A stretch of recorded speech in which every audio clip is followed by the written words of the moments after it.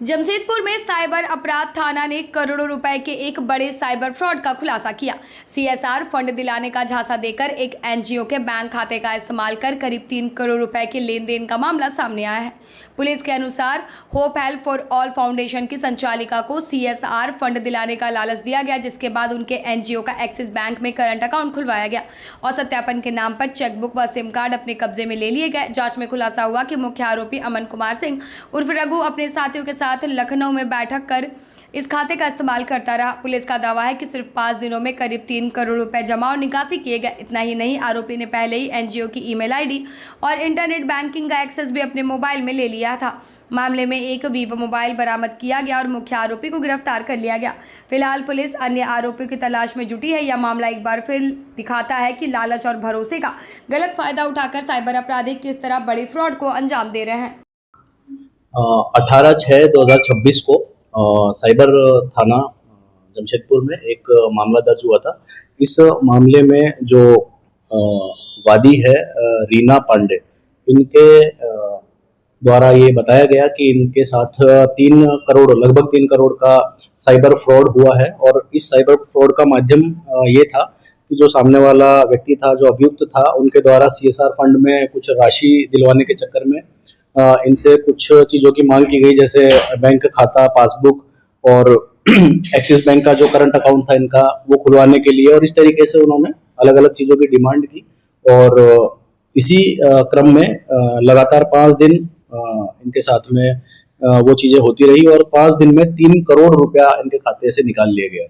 और जैसे ही ये बात संज्ञान में आई तो 18/6 को जैसे इनको पता चला ये, तो 18/6 को मामला दर्ज कराया और इस मामले में एक व्यक्ति को फिर गिरफ्तार किया गया। जब तहकीकात की गई और मामला में व्यक्ति को गिरफ्तार करते हुए अमन कुमार सिंह है एक, इसका पता है देवरिया जिला उत्तर प्रदेश, तो वहां से इस व्यक्ति को पकड़ा गया। इनके पास से एक वीवो कंपनी का मोबाइल फोन भी बरामद हुआ है।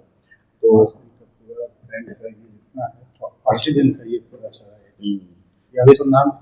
ये देखिए, जैसा कि 5 करोड़ का फ्रॉड है तो बड़ा फ्रॉड है 3 करोड़ का, सॉरी। तो इतना ज्यादा उसका बैंक का ट्रांजैक्शंस और ये इतना बड़ा कागज बन गया है, तो इसको अनुसंधान करने में कितना समय लग जाता है। मतलब इस प्रकार का जो आईटी एक्ट का केस होता है तो उसमें बड़ा वो पेचीदा होता है। और आजकल ये लोगों के द्वारा अलग अलग मॉडल्स भी अपनाया जाता है कि जिसमें ये बहुत ज्यादा लेयरिंग करते हैं और मतलब उसी के समाधान के लिए बहुत सारा अपना 1930 और CIR पोर्टल वगैरह सारी चीजें हैं, लेकिन इनके द्वारा भी बहुत ज्यादा प्रयास किया जाता है। कई बार डिफिकल्ट भी होता है, लेकिन इस बार साइबर थाना ने और जमशेदपुर पुलिस ने बढ़िया कार्य करते हुए इस व्यक्ति को हाँ, इसमें जो ये वादिनी है, इन्हीं के करंट अकाउंट, सेविंग अकाउंट, इन सबसे मिला के 3 करोड़ का।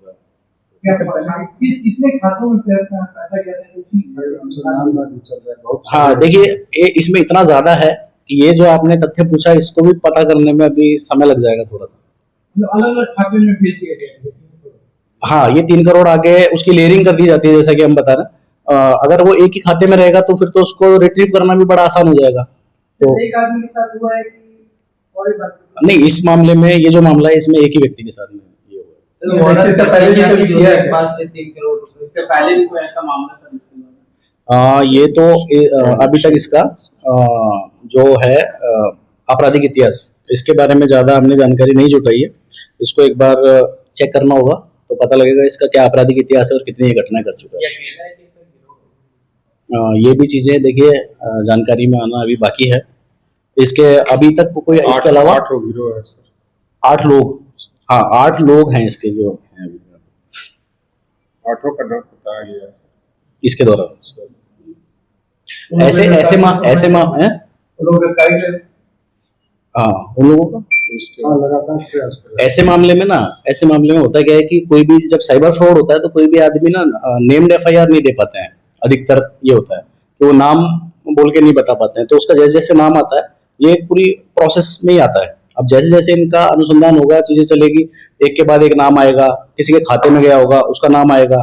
तो इसमें अभी तक जैसा कि बताया जा रहा है 8 लोगों का अब तक नाम आ गया, लेकिन और भी नाम ये बढ़ सकता है। इसमें कोई मतलब हैरत वाली बात नहीं है। क्या चीज? ये जानकारी अभी तो नहीं हो किया है, लेकिन ये हम आपको प्रोवाइड करवा देंगे। गिरफ्तारी कहाँ? गिरफ्तारी कहाँ से? आदित्यपुर से गिरफ्तारी हुई है इसकी। तो वही रहते थे नहीं सर कि वहाँ पे?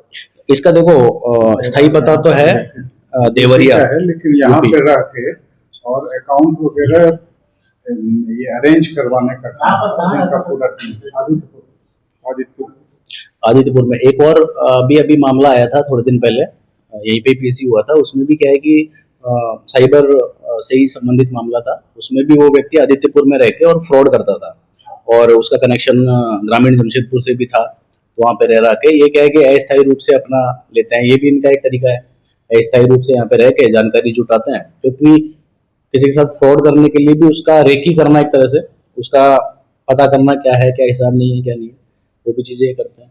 तो ये भी एक तरीका है। ये डिटेल्स जो है वो सर इस अकाउंट का डिटेल्स है जिसमें पैसे ट्रांसफर, मतलब इसमें जो जितना भी लेयरिंग और जो चीजें हैं, कितना उसका कितना ट्रांजैक्शन हुआ है, किस किस चीज में कितना, तो आखिर सीएसआर फंड के नाम पर 3 करोड़ का यह साइबर खेल कैसे चलता रहा? क्या ऐसे गिरोहों पर अब सख्त कार्रवाई होगी? अपनी राय हमें कमेंट कर जरूर बताएं। लॉन्ड्री की झंझट और दागों की टेंशन से परेशान? सिंपली क्लीन में पाएं धुलाई और ड्राई क्लीनिंग की बेहतरीन सुविधा। फैब्रिक वॉइस एग्रीगेशन के साथ हम इस्तेमाल करते हैं सबसे आधुनिक वॉशिंग टेक्नोलॉजी। हमारी एक्सप्रेस सर्विस से पाए कपड़े आज दिए कल तैयार। We offer free pickup and delivery. आज ही आइए सिंपल क्लीन पर। Shop number 3, Sartaj apartment, road number 10, Zakir Nagar, old Purulia road, Mango, Jamshedpur. Simple clean, जहां हर कपड़ा हो जैसे नया।